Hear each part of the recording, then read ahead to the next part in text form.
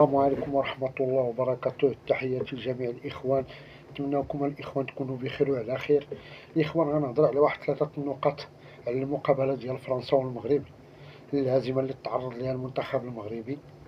غنهضر على النقطة الأولى اللي تنطلبوا من الجماهير المغربية ما يردوناش لدوك الأفكار ديال بعض الدول. وقت ما انتصروا تيقولوا انتصرنا باللعابة، وقت ما نهزموا تيقولوا راه بعنا الماتش ولا عطينا. هاد القضيه والتداولات اليوم بزاف شفتها انا ان فرنسا عطينا الماتش من اجل الصحراء الى اخره. هذا راه لا علاقه بالكره ولا علاقه ما يعني كاع بالجماهير اللي زعما واعيه. راه لا علاقه اللي تيهضر بهذه القضيه راه يعرف راسو لا علاقه له بالرياضه. الاخوان انا بعدا كي تنفكر مثلا كون هاد كاس العالم تيمشي بالسياسه ولا هاد المباريات تيمشيو بالسياسه، راه ما كاينش اللي يقلع هاد كاس العالم للترام. شتي ترام راه ما كاينش اللي يقلع عليه كاس العالم وما يخرجش من الميريكان. الا كان غير هادشي ديال كي تنقولوا النفوذ السياسيه الى اخره، راه ما كاينش اللي يقد حاليا على ترام. واش متفقين الاخوان؟ اشوفوا يرحم راه شك فيها راه حيده. المهم الاخوان هذه النقطه راه الجمهور المغربي بدا تيطيح في الفخ اللي تيطيحوا فيه بعض الدول. ما غاديش نسمي انا هذوك الدول، ولكن راه بداو تيطيحوا في هذا الفخ. خسرتي بالكره خسرتي بالكره، ربحتي بالكره ربحتي بالكره. ماشي وقت ما خسرتي تتقول راه الماتش مبيوع، وقت ما ربحتي راه تتقول عندنا منتخب. هاد النقطه الاخوان راه كثروا فيها المغاربه، راه وليتو تتبانوا طايح لكم النيفو. كاع اللي تيفكر بهذه القضيه راه طايح ليه النيفو في النطاق الرياضي ديال كره القدم. وهذا الشيء ديال المؤامره راه طايح بزاف. خسرتي خسرتي. فرنسا اللهم بارك كانت قويه وعندهم باش يكونوا قويين عندنا اللهم بارك 4 اللعابه في المستوى العالي اللي عندهم في القدام.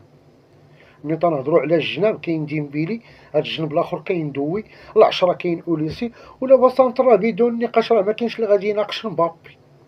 الاخوان نعاود نزيد لكم علاش فرنسا قويه. راه الا كانت قويه قويه إنا شفنا 2018 شكون اللي لعب النهايه؟ فرنسا. ودات كاس العالم 2022 شكون اللي لعب النهايه؟ فرنسا. خسرت مع الارجنتين بالبيلانتيات. وفرنسا راه مرشحات ديال الاخوان كاس العالم. فرنسا نهضروا بالمنطق وما نكونوش عاطفيين، ربحتنا بالكره. هاد النقطه دوزنا. النقطه الثانيه غنتكلموا على وهبي. وهبي الاخوان كان ضعيف، ما غاديش نتعاطفوا، كان ضعيف الاخوان. الاختيارات ديال المقابله ديال ضد فرنسا كان ضعيف. حنا دابا حتى شي واحد ما غادي يعرف شكون هو داك راس الحربه البارح الوهمي في المقابله. نقولوا الطالبي ولا تيجر الجناب، نقولوا دياز تيجر الجناب. باش فهمتوني الاخوان؟ ان وهبي كان عنده الاختيارات ضعف وما كانش عنده رد الفعل. ما كانش عنده رد الفعل نهائيا. تفسرت الشوط الاول فسر ب0-0. كي تيقولوا الاخوان الشوط الاول ديال اللاعبين والشوط الثاني ديال المدربين ما دارش ردة الفعل. حتى لي شونجمون ما دارهم حتى تضربوا عليه 2 البيوت، ولا تضرب عليه بيت عاد نوض المرابط ورحيم. ولكن البارح ما كانوش عنده افكار، ما دارش قراءه ممتازه لفرنسا، ما قراش فرنسا كما يجب. كان ضعيف في الاختيارات. والبارح اللي كان تيبان ليا وهبي كان غير تيبري كولي، ما فهمناش الفلسفه ديالو. غندوزو النقطه الثالثه الاخوان، هو المنتخب الوطني. راه كان تقريبا اضعف مقابله دوز في 3 الدورات ديال كاس العالم اللي هما متتاليه. ملي غادي نهضروا على كاس العالم ديال 2018 كانت الرجوله. كانوا اللعابه تقاتلوا علاش نهزموا ب1-0 قدام ايران، سجلنا غير على المرمى ديالنا وكنا قويين على ايران في وسط المقابله. لعبنا مع البرتغال في الطوب. البرتغال كانت الطوب في 2018. كريستيانو كان في الطوب ديالو. يلاه داو كاس اوروبا ديال 2016 وماركاو عندنا البيت. البرتغال هما الاولين بكري وبقينا شادينهم ودوخناهم وتنضربوها من هنا ومن هنا ومن هنا وحيدنا الاربيط بيلانتي ولا هما 2. ودازت المقابله ب1-0 ولكن كنا قويين في وسط المقابله.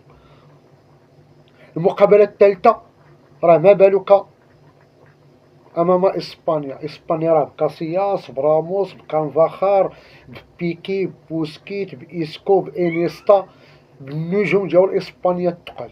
وراه شفتوا المنتخب دار مقابلات الرجوله كنا ديما حنا اللي تنسبقوا للتسجيل وتعادلنا بجوج الأهداف اللي مثلها.